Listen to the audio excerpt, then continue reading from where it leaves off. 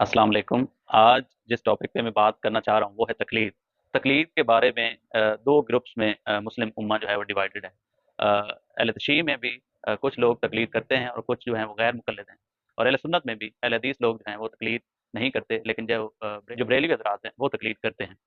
तो मैं जो बातचीत करूँगा वो अहले तशय्युह के पर्सपेक्टिव से होगी।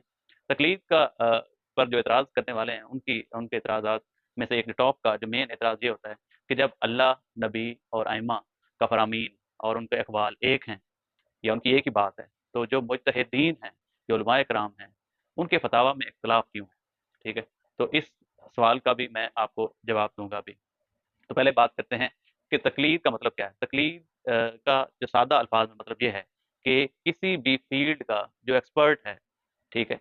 आप जिस बारे में आप इल्म नहीं रखते, जिस भी फ़ील्ड के बारे में, जिस भी मसले के बारे में, और आप उस फ़ील्ड के एक्सपर्ट से आप रुजू करते हैं, आप उससे दरियाफ़्त करते हैं, उससे पूछ लेते हैं, उससे रहनुमाई हासिल करते हैं, तो उसको आप तकलीद बोलेंगे। मिसाल के तौर पर अब मुझे कोई मर्ज़ लाहक हो गया है, तो मैं डॉक्टर के पास जाऊँगा, क्योंकि मैं ये समझता हूँ कि डॉक्टर जो है वो उस फ़ील्ड का एक्सपर्ट है। इसी तरह अगर मेरी गाड़ी ख़राब हो गई है, तो मैं मैकेनिक के पास जाऊँगा, क्योंकि मैं ये समझता हूँ कि मैकेनिक उस फ़ील्ड का एक्सपर्ट है। अगर मैंने मकान बनाना है, तो मैं इंजीनियर के पास जाऊँगा या मैं मिस्त्री के पास जाऊँगा, क्योंकि मैं ये समझता हूँ कि वो उस फ़ील्ड का एक्सपर्ट है। तो जो भी उसका ओपिनियन होगा या जो भी उसकी राय होगी, वो मेरे लिए इम्पोर्टेंस होगी। हाँ, ये अगर तो मैं खुद आलिम हूँ या अगर तो मैं खुद उस फ़ील्ड का एक्सपर्ट हूँ, यानी दीन का एक्सपर्ट हूँ, तो फिर मेरे ऊपर तक़लीद जो है वो करना ज़रूरी नहीं है। यानी तक़लीद करना मेरे लिए तब ज़रूरी होगा किसी भी आलिम की, किसी भी एक्सपर्ट की, उस फ़ील्ड की, जब मैं उस फ़ील्ड के इल्म से आगाह नहीं होऊँगा। यानी उस फ़ील्ड में मेरी जो एक्सपर्टीज़ है, जो मेरा इल्म है, वो उसकी निस्बत कम होगा। तो फिर मजबूरन मुझे उसकी तरफ रुजू करना पड़ेगा, उसकी तरफ जाना पड़ेगा, उसकी जो उस फ़ील्ड का जो एक्सपर्ट है, उसकी राय को मद्देनज़र रखना पड़ेगा। तो जैसे बाकी प्रैक्टिकल लाइफ़ में हम देखते हैं, अगर हमने कुछ कुकिंग करनी हो, तो हम अपनी अम्मी से पूछेंगे कि इसमें कितना नमक डालना है, कितना मिर्च मसाले डालने हैं। तो इस मामले में हम उसकी तकलीद कर रहे हैं। अगर मुझे चाय बनाने का नहीं तरीका आता, तो जो चाय बनाने वाला होगा, मैं उससे दरियाफ़्त कर लूँगा कि ये इसको कैसे अच्छे से अच्छे तरीके से बनाना है। तो इसी तरह अगर किसी दीन के मामले में जिसका मैं एक्सपर्ट नहीं हूँ, जिसका मुझे इल्म नहीं है, तो उसको अगर आप किसी आलिम से, किसी मुज्तहिद से, किसी बुज़ुर्ग आलिम दीन से आप पूछते हैं, जो उस फ़ील्ड का एक्सपर्ट है, ठीक है? तो वो जो है, वो आप एक किस्म की उसकी तकलीद कर रहे हैं। अच्छा, अब कुछ जो एतराज़ करने वाले हैं वो ये भी कहते हैं कि कुरान पाक में तो ये आयत है कि क़यामत वाले रोज़ कोई शख़्स जो है वो दूसरे शख़्स का भार नहीं उठाएगा, हर शख़्स अपने अमाल का खुद ज़िम्मेदार है। तो वो कुरान पाक की दूसरी आयत जो है अ, उस उसका शायद उनको उस वक़्त जो है वो माइंड में नहीं होता कि जिसमें ये कहा गया है कि अगर कोई शख़्स किसी दूसरे शख़्स को गुमराह कर देगा या किसी शख़्स की वजह से दूसरा शख़्स गुमराह हो जाएगा, तो क़यामत वाले रोज़ जो गुमराह करने वाला है, वो भी उसका उतना ही ज़िम्मेदार होगा। अच्छा, जो आलिम होता है या जो मुज्तहिद होता है, उसका एक दावा ये भी होता है कि जो मैं फ़तवा दे रहा हूँ, जो मैं मेरी तहकीक है, वो अगर जो उस पर जो अमल करने वाले, जो उसके मुक़ल्लिद हैं, वो अगर गलत हो गया, तो क़यामत वाले रोज़ वो ये रिस्पॉन्सिबिलिटी, वो ज़िम्मेदारी मुझसे उठाता है कि फिर मैं ही ज़िम्मेदार हूँगा। क्योंकि उसको अपनी तहकीक पर कुरान और हदीस की रोशनी में उसको मुकम्मल यकीन होता है और पूरी उसने अपनी कोशिश की होती है उसको समझने में, और कई ज़िंदगियाँ जो है उसने उसमें लगा दी होती हैं, अपनी पूरी ज़िंदगी लगा दी होती है। तो इसलिए उसको ये यकीन होता है कि मेरा ये जो है तहकीक वो दुरुस्त है, और अल्लाह ताला, क्योंकि नियतों का वाकिफ़ अल्लाह ताला है, माफ़ ही कर दे, यकीनन माफ़ ही कर देगा। क्योंकि इंसान की पर जो ज़रूरी है वो है कोशिश करना, और वो पूरी अपनी कोशिश करता है ईमानदारी के साथ। अच्छा, आप तकलीद भी उसकी ही कर सकते हैं जो आदिल हो, ठीक है? जिस पर आपको यकीन है कि ये अदल करेगा, ये इंसाफ से काम लेगा, ये मेरे साथ ज़ुल्म नहीं करेगा, मेरे साथ ज़्यादती नहीं करेगा दीन के मामले में। और दूसरी जो उसके लिए शर्त है, वो ये होती है कि वो पूरी दुनिया में पूरी दुनिया में वो उस फ़ील्ड का माहिर तरीन बंदा हो, वो उस फ़ील्ड का सबसे ज़्यादा आलिम हो, तो आप उसकी तकलीद करें। अगर आपको 10 मुज्तहिद मिलते हैं, तो जिस पर आपको भरोसा है, जिसको आप आदिल मानते हैं, जिसको आप सबसे ज़्यादा एक्सपर्ट मानते हैं, जिसको आप सबसे ज़्यादा बड़ा आलिम मानते हैं, आप उसकी तरफ तकलीद कर लें, ठीक है? यानी जब आपको उस पे ट्रस्ट हो गया, आपने उसके बारे में जाँच-पड़ताल कर ली है, और बहुत सारे लोगों ने अगर आपको ये बता दिया है कि यही बेस्ट है, तो फिर आप उसकी तरफ रुजू कर सकते हैं, उसकी तकलीद कर सकते हैं, और ये एक मंतकी और मुदल्लिल एक ये बात है। अच्छा, जो नहीं कर रहे, तो वो भी तो किसी की बात को मान ही रहे हैं। यानी जो नहीं कर रहा, तो मैं अगर तकलीद नहीं कर रहा, तो जिसकी बात में आके मैंने तकलीद नहीं की, तो मैं एक तरह की मेरी फिर तकलीद उसकी हो गई। यानी मैं उसकी बात मान रहा हूँ, तो उसकी तकलीद कर रहा हूँ। अच्छा, ये मुज्तहिदीन में, उलमा में, उनके फतावा में इख्तिलाफ क्यों होता है? इख्तिलाफात की 2-3 जो मेन वजूहात हैं, वो ये हैं, एक तो अरबी लैंग्वेज है। अरबी लैंग्वेज जो है वो बड़ी वसीअ लैंग्वेज है, ठीक है? तो अरबी लैंग्वेज वसीअ भी है, लेकिन कोई कहीं पर उसने कंजूसी भी बहुत की। मिसाल के तौर पर अरबी लैंग्वेज में सिर्फ़ घोड़े के लिए 2000 मुख्तलिफ अल्फ़ाज़ जो हैं वो इस्तेमाल किए गए हैं, ठीक है? लेकिन दूसरी तरफ एक लफ्ज़ जो आइन है, تو ایک ہی آئین لفظ ہے لیکن وہ 10 طرح کے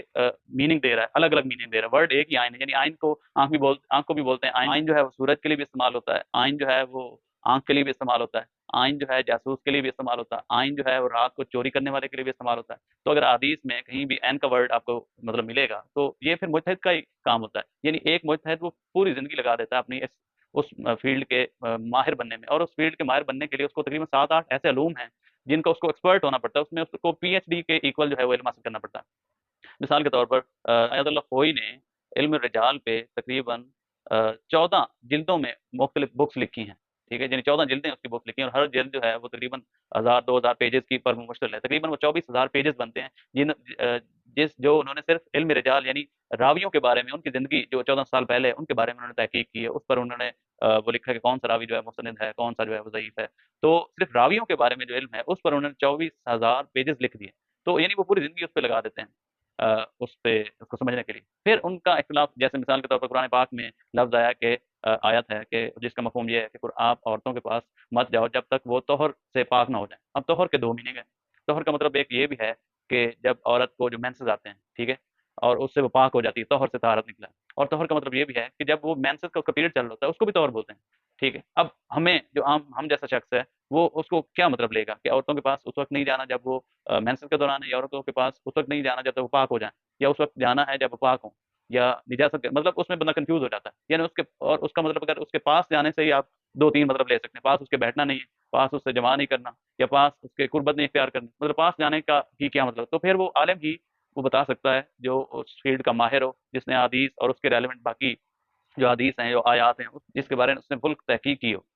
اور عالم اور مجتہد بھی کوئی اپنی مرضی سے کوئی چیز ایڈ نہیں کر سکتا، یعنی آپ کے پاس مثال کے طور پر آپ کے پاس ایک بچہ ہے اور وہ کہے کہ میں نے کھیلنا ہے، اور آپ اس کو کہو کہ یہ 4 دیواری ہے، اس کے اندر آپ کھیل لو، تو 4 دیواری میں جس جگہ پر مرضی، اس 4 دیواری کے اندر جس جگہ پر مرضی وہ بیٹھے، مرضی کھیلے، تو وہ آپ کے حکم کے تابع ہی ہے، یعنی کسی کارنر میں بیٹھ کے وہ اگر کھیل رہا ہے۔ تو اسی طرح مجتہد جو عالم ہے وہ بھی شریعت کی 4 دیواری کے اندر ہی رہتا ہے، اور ایک مجتہد جو ہے وہ اپنا فتویٰ دینے سے پہلے یا کسی بھی رائے پر اپنی رائے قائم کرنے سے پہلے وہ اپنے اہل خبرا جو ہیں وہاں پر کافی، جہاں پر وہ درس خارج دیتا ہے، کافی لوگ وہاں پر بیٹھے ہوتے ہیں، وہ عالم ہوتے ہیں اور مجتہد بننے کے قریب ہوتے ہیں، وہاں پر باقاعدہ اس کی ڈسکشن ہوتی ہے، ایسا نہیں وہ یعنی جو اس کے کاؤنٹر کویشچن ہوتے ہیں یا مختلف جو دوسری روایات ہوتی ہیں اس کے اوپر اس کو دلیل دینی پڑتی ہے، دلائل دینے پڑتے ہیں، پھر وہ اب کسی نتیجے پر پہنچتا ہے۔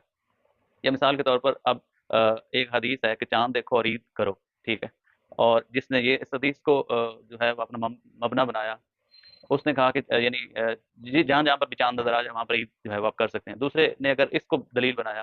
کہ جیسے نہ انزلنا فی لیلۃ القدر، کہ ہم نے لیلۃ القدر میں قرآن پاک کو نازل کیا، اب لیلۃ القدر جو ہے وہ ایک ہی ہے، قرآن پاک میں ایک کا ہی ذکر ہوا ہے، ٹھیک ہے، تو یہ چاند اگر مختلف ہیں، یعنی اگر لیلۃ القدر مثال کے طور پر 25 مارچ کو ہے، تو یہ کیسے پاسبل ہے کہ ایک ملک میں 25 مارچ کو، دوسرے کو 23 کو، چوتھے کو 24 مارچ کو، یعنی قرآن پاک میں ایک رات کا ذکر ہے، تو پوری کائنات کے لیے، پوری دنیا کے لیے ایک ہی ہوگی، ٹھیک ہے، تو اس نے اس کو بنا لیا اپنا مرکز، اور دوسرے نے کہ جہاں چاند دیکھو آپ عید کرو، تو اس طرح پھر ان میں اختلافات جو ہیں وہ آ سکتے ہیں۔ جیسے عربک میں یہ ورڈ ہے کہ حرام، تو حرام کے بھی 2 مطلب ہیں، یعنی ایک مقدس کے لیے بھی استعمال، جیسے محرم الحرام یا مسجد الحرام، مقدس کے لیے حرم بھی اس کا ایک اسی کا روٹ ورڈ ہے، اور دوسرا حرام یعنی جس کو منع کیا گیا، جس سے انکار کیا گیا۔ تو اس لیے عربی کے جو لینگویج ہے اس میں بڑی کمپلیکیشن ہے، اور کمپلیکیشن کی وجہ سے جو ہے وہ اختلاف بھی ہو سکتا ہے، لیکن ان کی نیت ہے وہ صحیح ہوتی ہے، ٹھیک ہوتی ہے، اور اس کی اصلاح کرنا ان کا مقصد ہوتا ہے، اور جو ان کو سمجھ آتا ہے اپنی تحقیق کے مطابق اسی کے مطابق وہ فتویٰ دیتے ہیں، اور اللہ تعالیٰ جو ہے وہ نیتوں کا واقف ہے، اور کسی نے اچھی نیت کے ساتھ اور نیک نیت کے ساتھ پوری تگ و دو کر کے اس نے فتویٰ دیا ہے، تو یقیناً جو ہے وہ اس کے مقلد اور وہ مجتہد جو ہے وہ اس کو بھی اللہ تعالیٰ جو ہے وہ معاف کر دے گا۔